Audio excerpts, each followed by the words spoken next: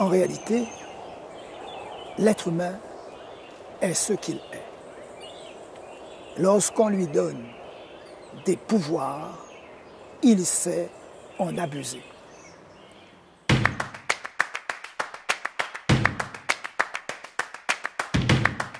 Qu'est-ce qui n'est pas controversé dans cette vie?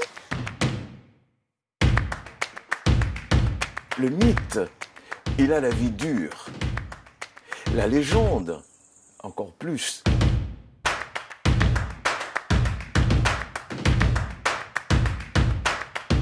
Il parle de ces esclaves qui vivaient dans un doux esclavage.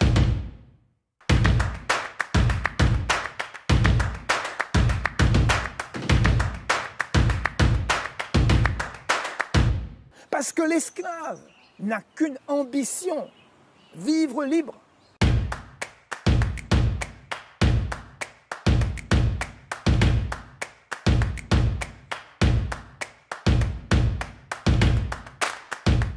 Jusqu'à maintenant, en France, on ne parle pas de traumatisme historique et pourtant il y en a.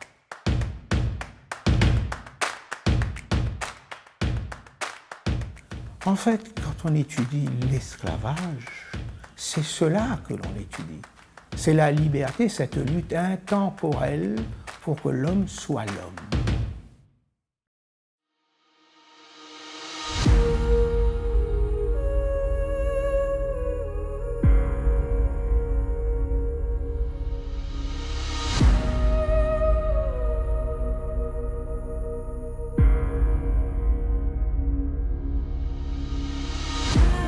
Le 10 mai 2001, la France vote la loi reconnaissant la traite négrière et l'esclavage pratiqués par les Européens entre le XVe et le XIXe siècle comme un crime contre l'humanité. Crime lèse-humanité avait déjà dénoncé le député Thuriot à l'Assemblée nationale en 1794. Ce sont, en effet, plus de 12 millions d'hommes, de femmes ou d'enfants d'Afrique et de ses abords qui ont été déportés, dont 1 250 000 par la France. Cette histoire mondiale de l'esclavage est parfois encore réduite à celle d'un commerce dit triangulaire entre l'Europe, l'Afrique et les Amériques. Un commerce triangulaire que des générations d'élèves ont tracé et continuent de tracer sur leurs cahiers. Et l'océan Indien dans tout cela. Lui qui fut le premier océan du monde par l'intensité de son trafic bien avant la colonisation par les Européens. C'est l'histoire de cet océan, rendu invisible dans l'histoire de l'esclavage, que je vais vous raconter. C'est mon histoire, celle d'une île isolée, à 900 km à l'est de Madagascar, à plus de 9000 km de la France. Je suis Bourbon, peuplée depuis 1663. Je suis La Réunion. Je suis, depuis 1946, un département français. Inscrite le long de mes rivages, au cœur de mes pitons, cirques et remparts, c'est l'histoire d'individus dont l'humanité fut niée, mais qui ont pourtant posé les fondations de la société réunionnaise.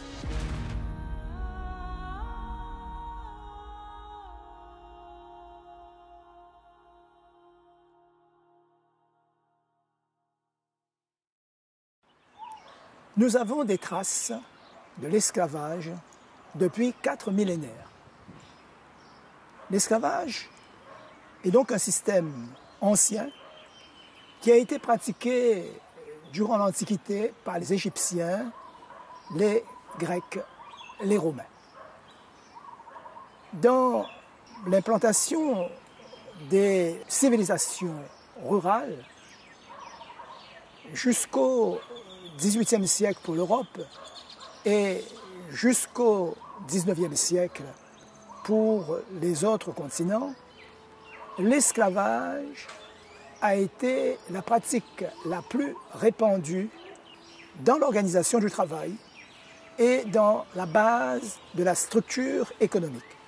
Pour alimenter le marché d'êtres humains, les négociants ont organisé de vastes migrations qui ont concerné d'abord le bassin méditerranéen durant l'Antiquité et les rives de l'Atlantique après la découverte du Nouveau Monde et la création des plantations coloniales.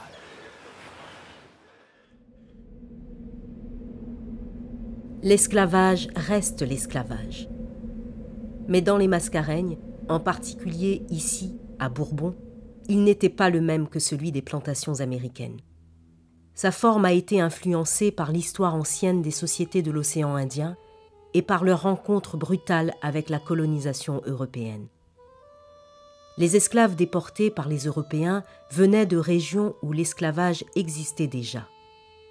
Ainsi, à Madagascar ou sur la côte est de l'Afrique, la plupart des femmes réduites en esclavage devenaient concubines, domestiques ou travaillaient dans les champs, les mines ou l'artisanat.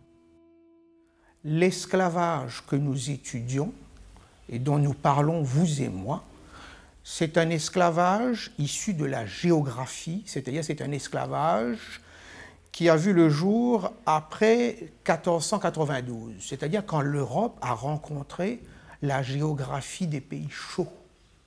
Parce que l'esclavage existait auparavant, au cœur même de l'Europe. Ésope fut esclave. Un certain nombre de philosophes et de pédagogues enseignants de la Grèce antique étaient esclaves. Il y a une nature de l'esclavage issue de la géographie qui voit le jour à partir du XVe siècle. C'est de cet esclavage dont nous allons parler, l'esclavage européen délocalisé dans les terres chaudes tropicales, et c'est la géographie qui est le moteur de la mise en place de ce système esclavagiste. Ce système esclavagiste, à la différence de l'esclavage antique, repose cette fois-ci sur la différenciation de la couleur. Donc il faut rappeler que l'esclavage a toujours existé en soi. Mais la racialisation de l'esclavage a débuté avec la traite arabo-musulmane, la traite subsaharienne, avec la violence, des castrations, etc. pour les eunuques. Puis cette racialisation s'est accentuée avec le Code noir. Et elle a été légitimée par la biologie, par la science au XIXe siècle. Donc ce qui veut dire que la science a reconnu l'infériorisation des Noirs. Donc ce qui a légitimé la relation de violence maître-esclave, dominant-dominé, puisque et violence psychologique, notamment à travers l'humiliation. Maloya ou même la féwa moins de maloya ou même pouguetta moins. Fais-nous citer la tombe si nous passez. Mais si vous gagnez garde dans l'air, le bon étoiles brille. Se manquer ou comprendre les histoires longtemps. Alors, écoute même, arrête la dit la fée et rôde pour comprendre.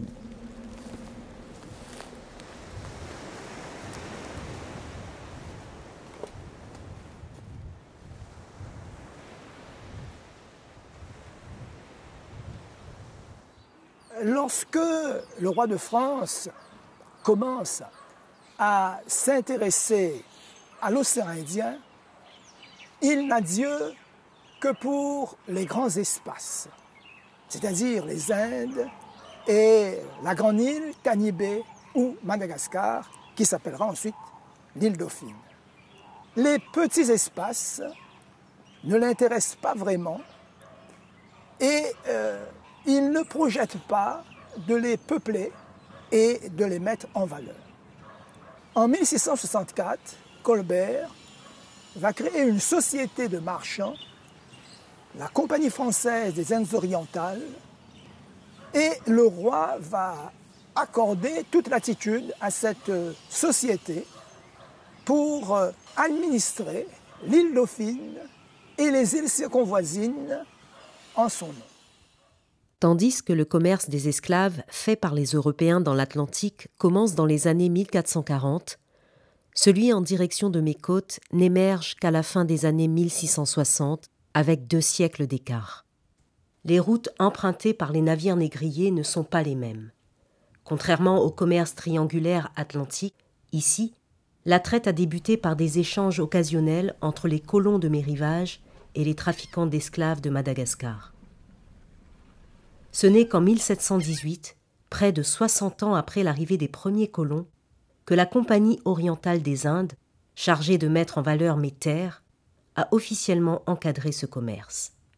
Le roi de France, lors de la création de cette compagnie, va autoriser les colons qui s'y installent à Madagascar à se marier aux femmes malgaches à condition qu'elles soient converties au catholicisme. Et comme les Français vont être ensuite chassés de Madagascar, ils vont se replier ici, à l'île Bourbon, où ils vont recevoir une concession. Et la première société bourbonnaise est donc une société métissée. Mais à l'époque, les lois de l'hérédité ne sont pas connues, les lois de Mendel ne sont pas connues, et donc tous croient que c'est l'homme qui apporte le capital génétique et la femme n'apporte rien. C'est bien que les couples de Français et de Françaises qui verront ici les couples mixtes avec des enfants métis vont être malheureux. Et ces couples vont alerter le vice-roi des Indes, Jacob Blanquet de la Haye, en 1674, quand il sera de passage, pour qu'il mette terme à la mise en place de tels couples. Il ira dans leur sens, puisqu'en décembre 1674, il rend une ordonnance qui interdit les mariages entre blancs et négresses et entre noirs et blanches. Et de fil en aiguille, les serviteurs noirs qui vivaient dans cette société eh bien, vont être réduits, ravalés au rang d'esclaves et la séparation sera alors nette entre les blancs qui seront en position de dominant et les noirs qui sont en situation de dominer. Et d'ailleurs, c'est le code noir qui a été adopté pour les Antilles en 1685 qui a été utilisé ici pour rendre la justice dans la première société bourbonnaise.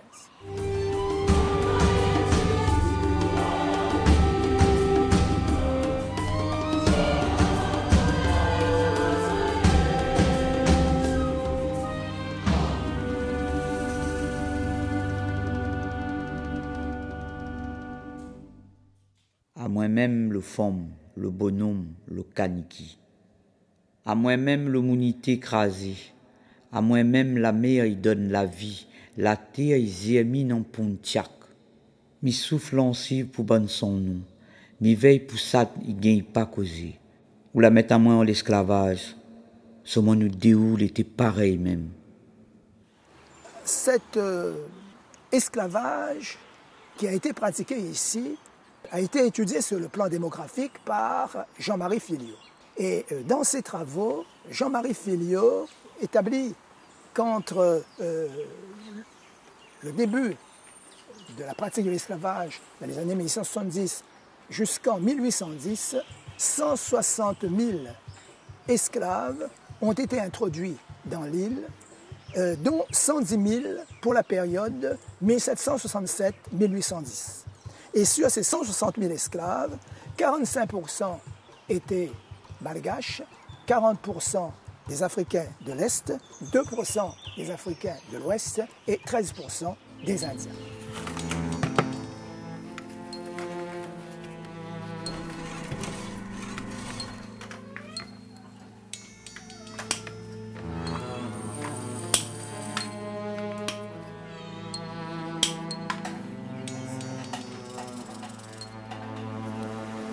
J'aurais aimé te parler, Marie-Anne-Thérèse Ombline, dit Madame Desbassins.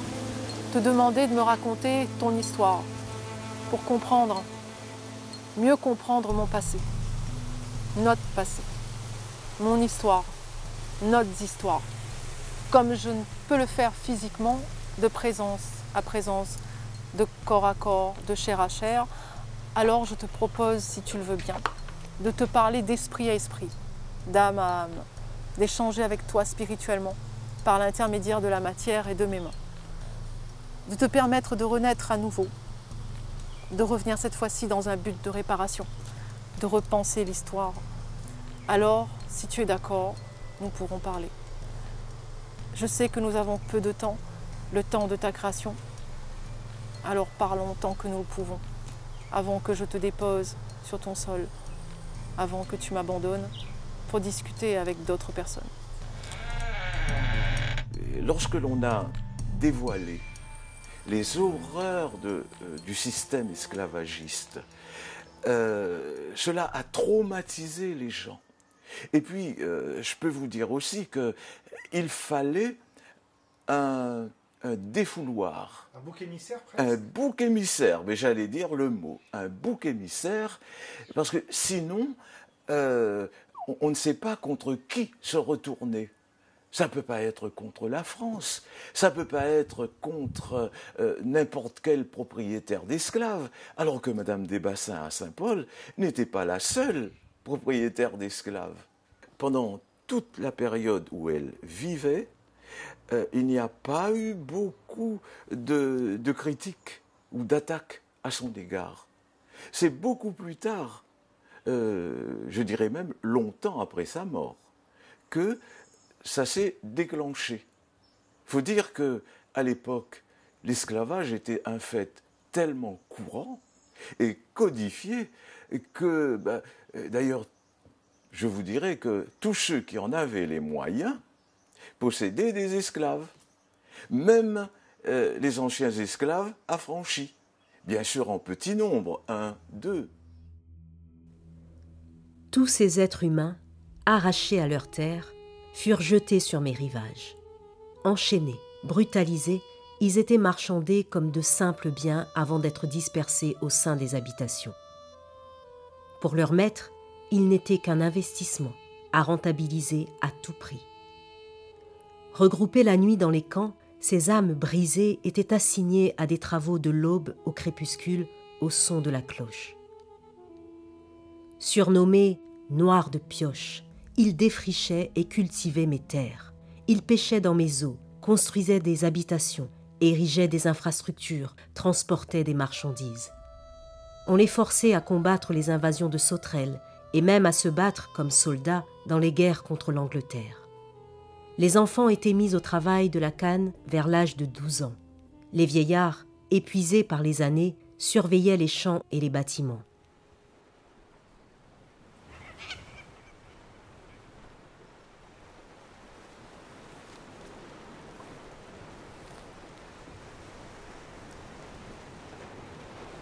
Toute l'histoire de l'humanité repose sur la liberté.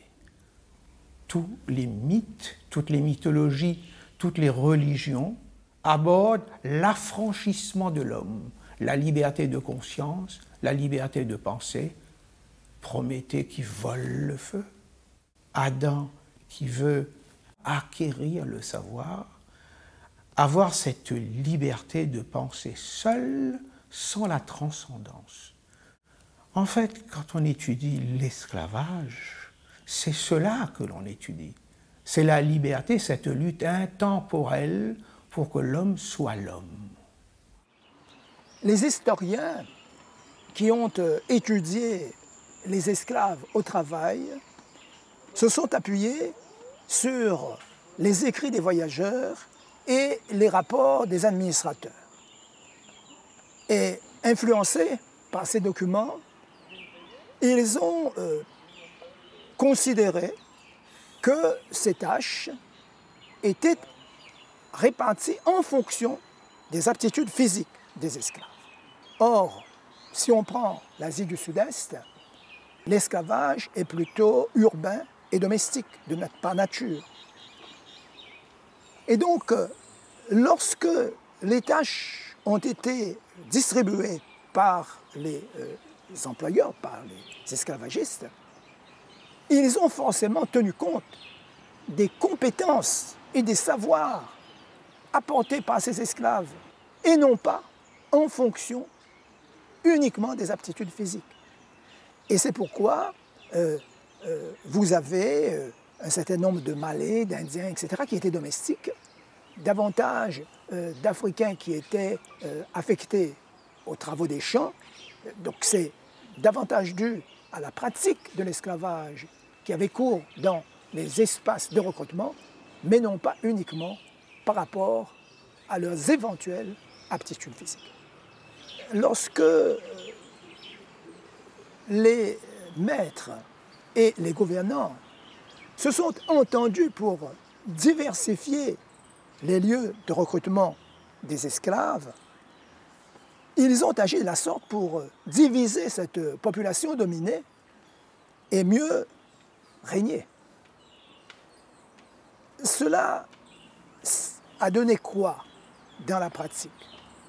Une multitude de langues qui étaient parlées et la communication étant difficile, cela a entraîné un climat de grande violence qui a été, sur le plan linguistique, atténué grâce à l'apparition de la langue créole. Chacun va apporter une parcelle, mais personne ne pourra revendiquer l'essentiel.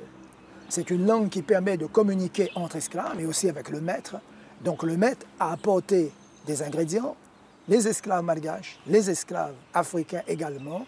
Donc, tout cela a été mis en commun et nous donne cette langue qui a sauvé cette île. Cette langue est vraiment une matrice de non-violence par excellence parce que c'est elle qui diminue la pression, qui diminue l'incompréhension et donc qui crée, qui ramène un peu de sérénité dans cette île qui était vraiment dans une situation explosive, faute d'être compris par l'autre. Certains esclaves, jugés plus dociles ou plus habiles, étaient dévolus aux tâches de confiance, commandeurs supervisant leurs pères ou gardiens protégeant les récoltes. Les nourrices ou nénènes veillaient sur les enfants et participaient à leur éducation. Lorsque leur ingéniosité était remarquée, charpentiers, forgerons ou chaudronniers devenaient des esclaves à talent, experts en artisanat et métiers techniques comme les chauffeurs et les sucriers des usines. Alors bien que le site de Saint-Gilles-Léo, cette sucrerie sur laquelle nous nous trouvons, ait appartenu à l'une des plus puissantes familles sucrières de l'île, il faut savoir que cette sucrerie en particulier n'a jamais été une très grande sucrerie en termes de capacité de production. En revanche, cette sucrerie a été le foyer d'un travail important d'innovation et d'invention en matière de fabrication du sucre. Les procédés et les machines qui ont été fabriquées ici, qui ont été mises au point ici, sont le résultat de la rencontre de deux environnements. Le premier environnement, c'est l'environnement esclave qui travaille dans le sucre depuis des décennies, et la venue dans l'île d'un ingénieur polytechnicien, Joseph Martial Wetzel.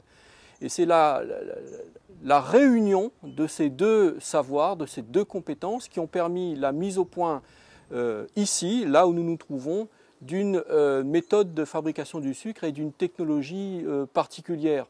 L'ingénieur apportant d'un côté son savoir théorique, ses compétences académiques, et de l'autre, les esclaves apportant leur savoir pratique, leur expérience matérielle dans la fabrication du sucre.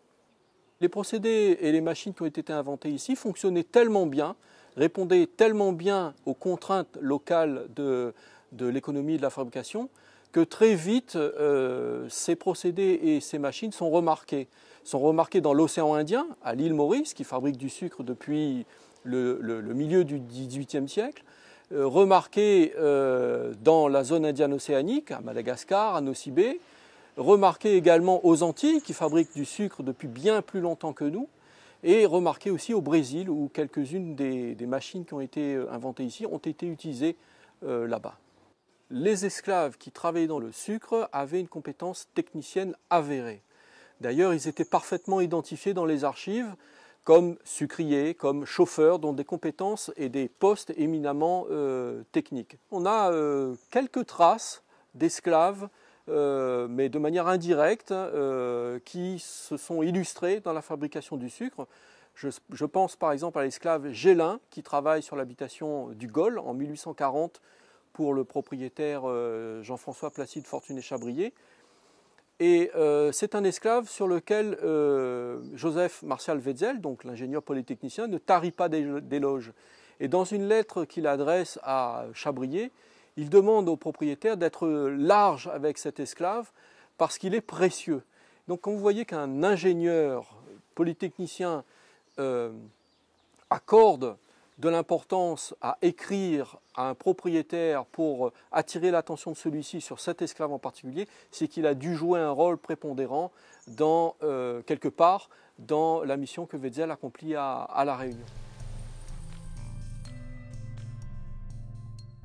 Le jour où on n'a plus personne sur qui taper, eh bien, on sera démuni.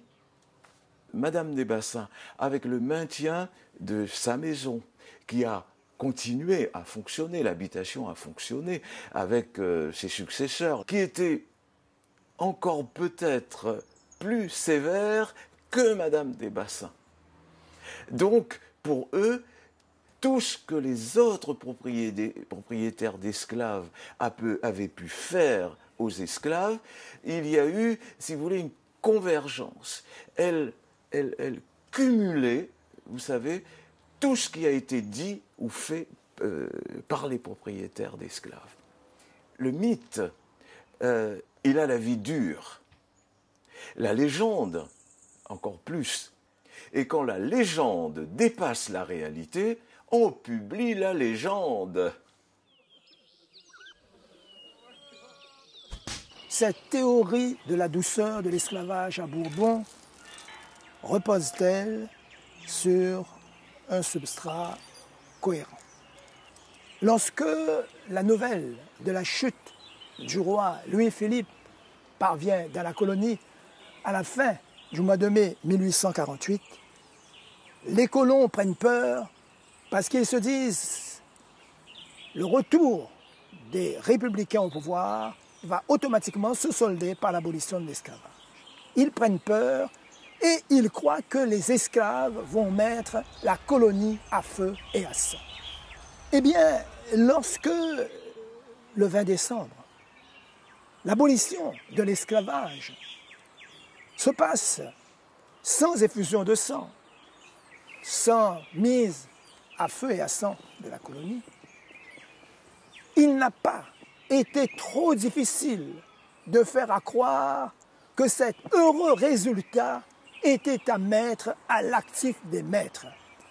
Et comme ceux qui disposent de l'écrit étaient les maîtres et les nouveaux et les descendants des maîtres, il a été facile de distiller cette pensée, de faire croire que ici, on a été dans un paradis pour esclaves.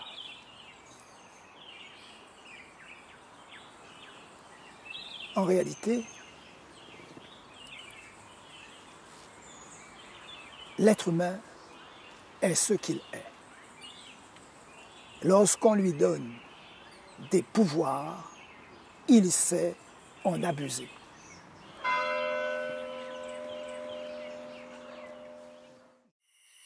L'esclavage reste l'esclavage.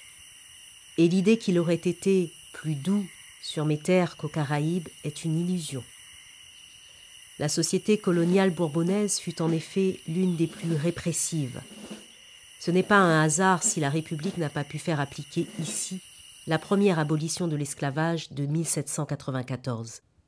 L'encadrement des esclaves est si strict que les révoltes d'envergure sont rares. Mais ne vous y trompez pas. Ils résistent de 1000 façons. Les vols commis par les esclaves pour améliorer leur quotidien représentent la moitié des actes judiciaires engagés contre eux. La colère conduit également à la violence physique. Environ 20% des actes de rébellion prennent la forme d'agression, allant parfois jusqu'au meurtre. Que les victimes soient des pères ou des maîtres, ces actes sont réprimés avec une brutalité extrême. Face à cette sombre et dure réalité, certains esclaves choisissent de ne pas avoir d'enfants. En 1823, le taux de natalité des libres est de 41,5% contre seulement 6,35% pour les esclaves. Avortement, infanticide et parfois même suicide Autant de façons de refuser de continuer à subir sans rien pouvoir dire. Révolte et marronnage, il n'y a pas opposition entre les deux termes. Quand on parle révolte à La Réunion, il y en a une qui va se passer à Saint-Leu, dans les Hauts-de-Saint-Leu, en 1811. C'est la seule révolte qui va avoir réellement lieu, qui va être vraiment mise en pratique. Et l'étude de cette révolte permet d'appréhender un peu toute l'histoire de l'esclavage à La Réunion, parce qu'elle regroupe énormément de données qui sont caractéristiques de l'esclavage à Bourbon. Le marronnage, il va être présent en permanence dans l'histoire de cette révolte. Il est présent avant la révolte, il est présent pendant la révolte et il va être présent après la révolte. Il n'y a donc pas antagonisme entre les deux termes. Le marronnage, c'est plutôt une action individuelle où on fuit en général vers les hauts, en cachette, en missouk. La révolte, c'est l'inverse. On descend. On va descendre vers les habitations, on va descendre vers les libres, et on fait du bruit. Et on est nombreux, ce n'est pas individuel. Donc, c'est une fausse opposition, parce qu'en vérité, quand on regarde la réalité de cette révolte, de cette insurrection, on constate que les principaux chefs de la révolte ont été marrons juste avant la révolte. Que pendant la révolte, ils vont déferrer, c'est-à-dire ils vont enlever les fers, détacher des marrons qui étaient sur les habitations, et qu'après la révolte, certains vont fuir et vont partir marrons. Ce qui fait que donc ces deux situations a priori différentes vont quand même se regrouper tout au long de cette insurrection. À La Réunion, hors Église ou dans l'Église, il y a deux personnages d'héroïcité sociale.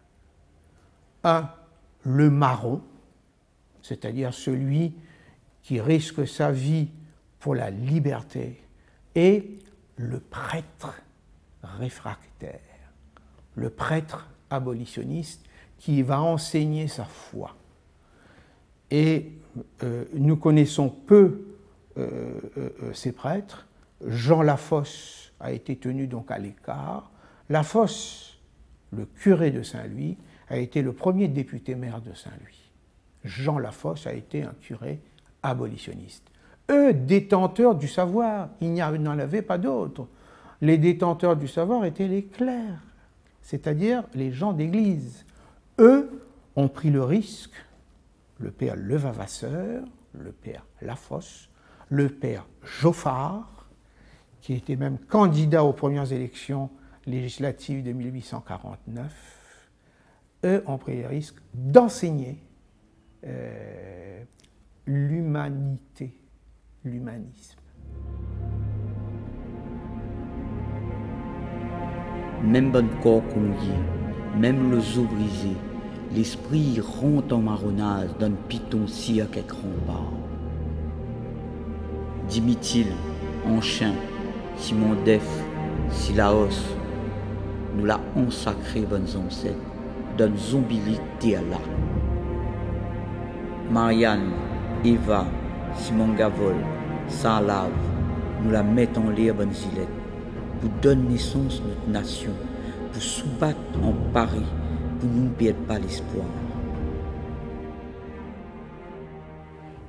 Nous sommes là, sur un site extrêmement important du marronnage. Nous sommes sur le piton Bronchard. C'est certainement le seul lieu où le nom d'un chasseur de marrons est utilisé pour identifier le site. Bronchard. Parmi les premiers esclaves qui sont venus dans cette île, les Malgaches étaient au départ majoritaires. Ils vont instaurer des royaumes comme à Madagascar. Sur cet espace, sur le sommet de ce piton, se déroulaient les grandes réunions du royaume.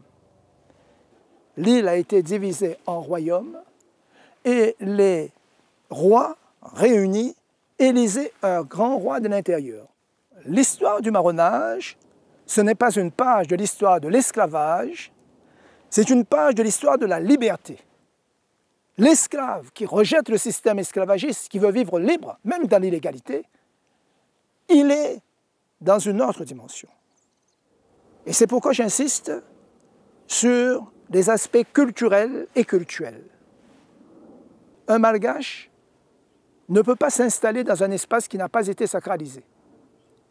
Donc, celui qui dispose de la connaissance, qui a eu contact avec les livres sacrés, qui, pendant son initiation, a appris ce qu'il faut faire pour sacraliser un espace, et qui est un enseignant, qui est un umbias, qui a la connaissance, définir le poteau central et l'organisation de la vie selon les 4 points cardinaux.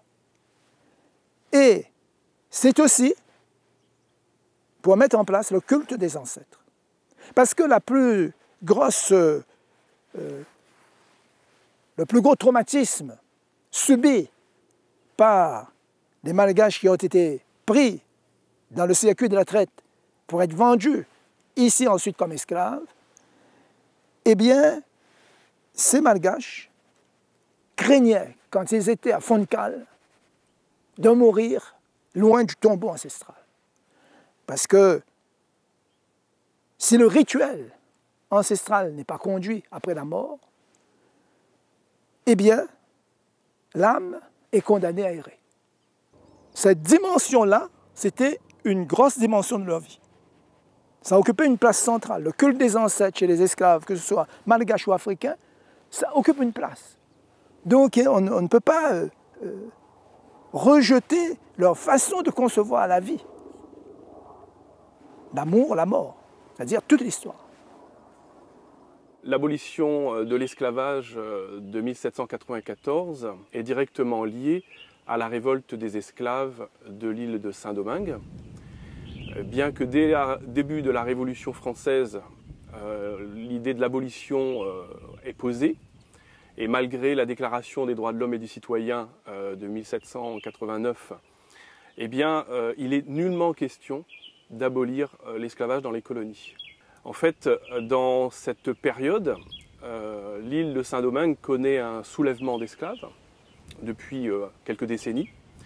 Et dans cette situation de guerre civile, l'Espagne et la Grande-Bretagne souhaitent profiter de la situation pour récupérer l'île aux mains des Français. Et les 2 commissaires de la République qui sont envoyés sur place vont prendre une décision totalement inédite, sans concertation avec Paris, de décider l'abolition de l'esclavage. Et c'est cette décision, donc sans concertation, qui n'est pas acceptée par les planteurs, par les propriétaires terriens. Voilà la raison pour laquelle l'Île-de-France, Bourbon et puis même la Martinique refusent l'abolition de l'esclavage de 1794. Menacés par l'abolition, les colons de Bourbon sont prêts à tout pour préserver l'esclavage. En 1799, certains proposent une déclaration d'indépendance. Puis, profitant de la guerre avec l'Angleterre, ils envisagent même de se rattacher à la couronne britannique. L'annulation du décret d'abolition par Bonaparte en 1802 est pour eux un soulagement éphémère. En 1815, les vainqueurs de Napoléon s'engagent au Congrès de Vienne à abolir la traite négrière. 2 ans plus tard, en 1817, Louis XVIII impose la mesure à toutes les colonies françaises. Cependant, les colons, avec la complaisance de certains juges, poursuivent clandestinement la traite, défiant ouvertement l'autorité du gouverneur. Face aux obstacles, un compromis qui ne met toutefois pas fin à la traite est trouvé. Bourbon peut faire venir des travailleurs sous contrat. En 1828, un premier convoi d'engagés indiens débarque ainsi sur mes terres, suivi plus tard par des Africains et des Chinois. L'esclavage a été aboli en 1848, mais comme à ce moment-là, en même temps, le sucre, l'économie cannière, si vous voulez, s'est développée, les planteurs avaient besoin de main-d'œuvre, donc ils ont été chercher quelques engagés en Inde. Et puis, comme les engagés qui sont arrivés ici à La Réunion étaient assez peu nombreux, 2000 environ, parmi les 60 000 esclaves, ils ont été mêlés aux esclaves. Ils ont eu le même traitement que les esclaves. Et ça, ils ne pouvaient pas l'accepter, puisqu'ils étaient venus avec un contrat de travail. Donc ils se sont révoltés. Et par conséquent, le gouvernement a dû les rapatrier en Inde. Alors qu'ont fait les planteurs? Ils ont été chercher des Chinois, mais pas des Chinois de Chine, hein, des Chinois des îles de la Sonde, qu'ils ont fait venir ici pour travailler en tant qu'engagés aussi. La même chose s'est passée. Les Chinois ont été surexploités et par conséquent, ils se sont révoltés eux-mêmes et on a arrêté ce système-là. Mais dès le moment où l'esclavage a été aboli en 1848, ils avaient déjà mis un certain nombre de règles, un certain nombre de lois, un certain nombre de décrets pour régler les problèmes qui pouvaient exister entre les planteurs et les engagés. En 1848, la Deuxième République abolit définitivement l'esclavage. Le 27 avril, Victor Schœlcher signe le décret d'abolition avec un délai de 2 mois pour son application. Face aux insurrections, la mesure est avancée au 22 mai en Martinique et au 27 mai en Guadeloupe, puis appliquée sans difficulté en Guyane le 10 juin. À La Réunion, bien que la mesure soit connue en mai, rien n'est fait avant que Sarda Garriga, commissaire de la République, ne débarque en octobre. Dès son installation, Sarda promulgue l'abolition le 18 octobre en accordant un délai de 2 mois coïncidant avec la fin de la Coupe des Cannes pour son application. Pendant ce temps, il parcourt l'île, expliquant aux futurs affranchis leurs obligations. L'émancipation dans l'ordre et le travail. Le 20 décembre 1848, environ 62 000 esclaves accèdent à la liberté. Leur citoyenneté est marquée par l'attribution d'un nom, choisi parfois avec dérision.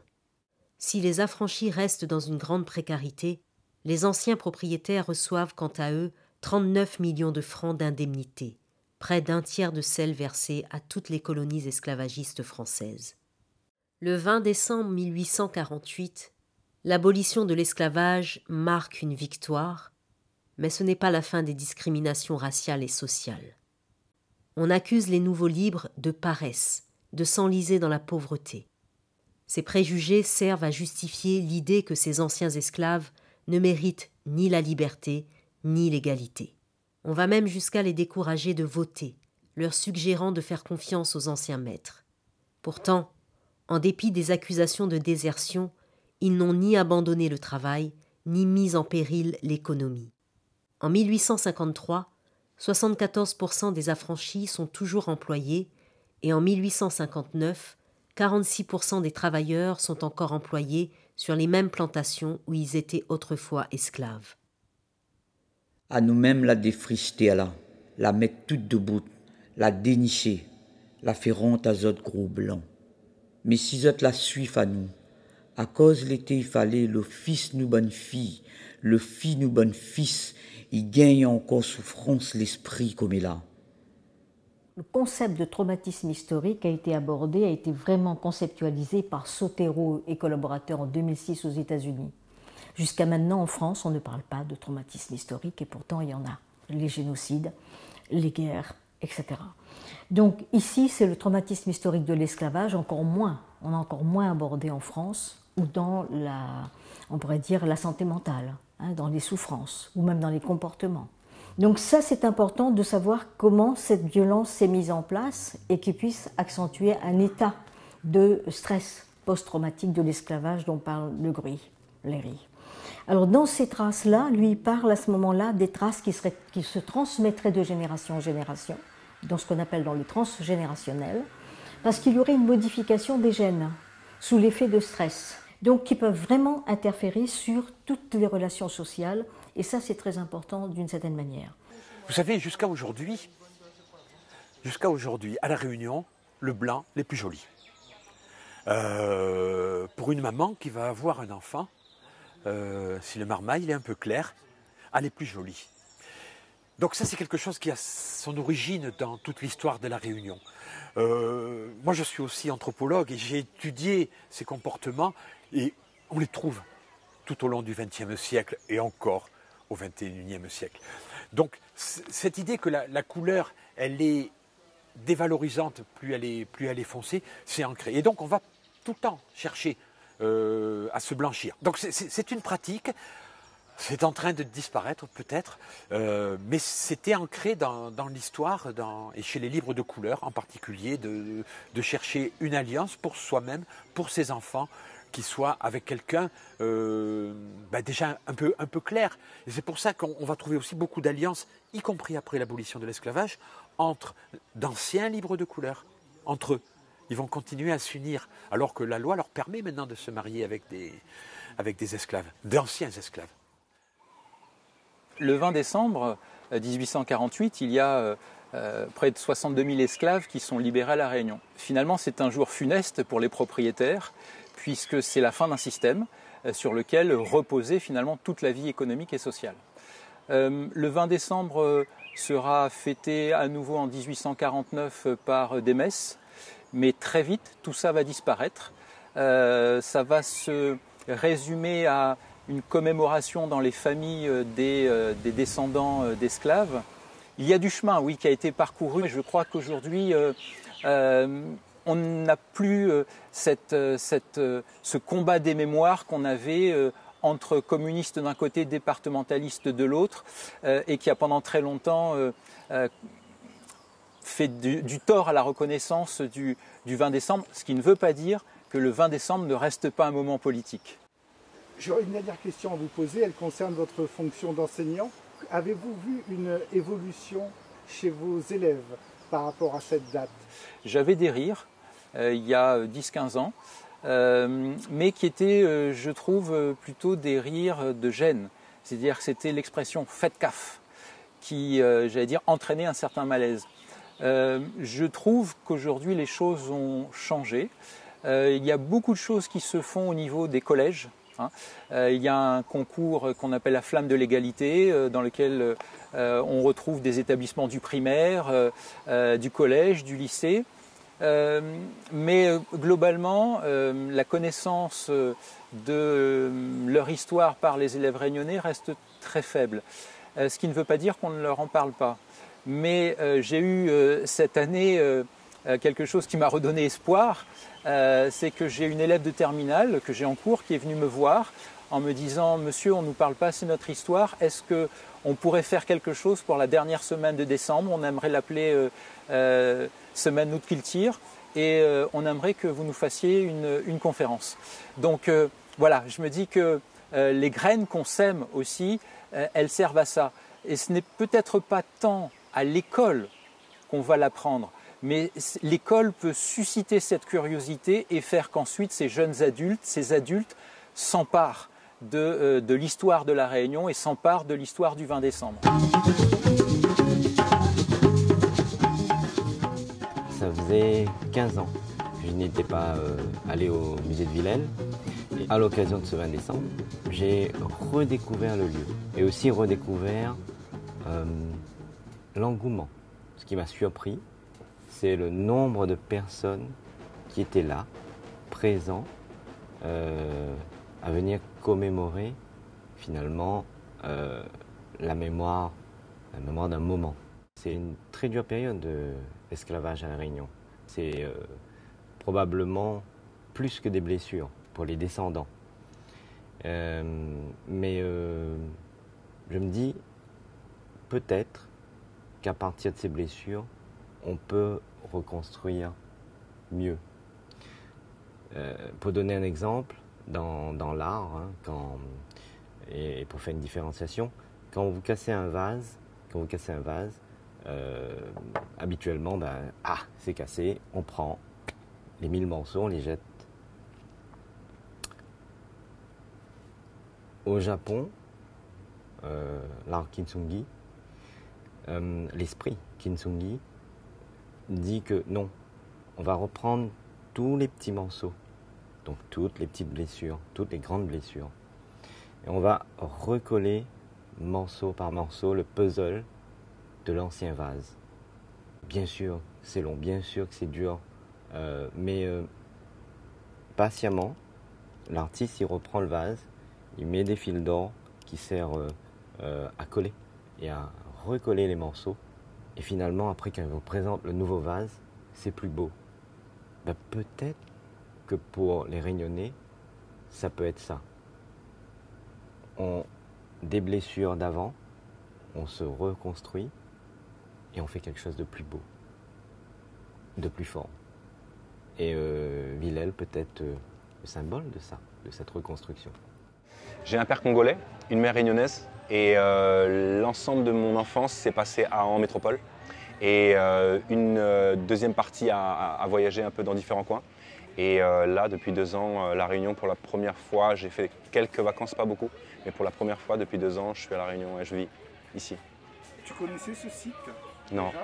C'est la première fois que C'est la première fois que je viens à Villèle. Ouais. Ouais. D'accord. Alors? Ben, c'est extraordinaire, parce que surtout sur une journée comme celle-ci, c'est extraordinaire.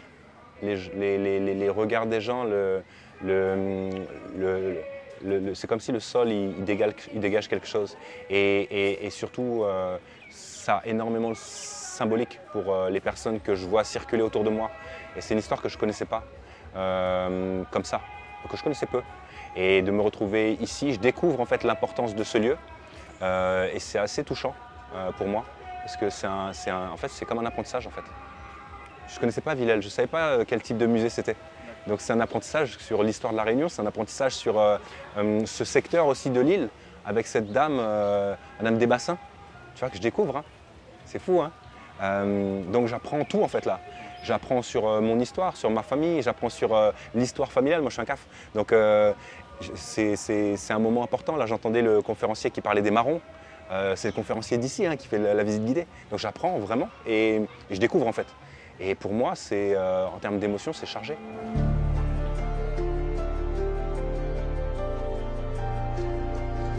Élie, Jacob, Fuessi, Edmond Albius, Lisley Geoffroy, Marianne, Simon Gavol, Eva, et toute mon bonne sœur, ils se battent ensemble, fait grand désordre pour oublier pas nous.